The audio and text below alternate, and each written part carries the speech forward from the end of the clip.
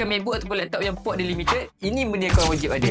8 dalam 1 USB-C hub, ini memang game changer untuk siapa yang buat kerja editing ataupun multitasking. Dia ada 2 USB-A, 2 USB-C, 1 HDMI, 1 slot SD card, 1 slot TF, 1 port RJ45 untuk internet laju dan 1 port PD untuk fast charging sampai 100W. Ini serius, 1GB file boleh transfer dalam masa 5 saat je sebab dia support 5GB speed. 2 card reader pun boleh baca SD dan TF card serentak. Tak ada slot SD kat laptop? Better.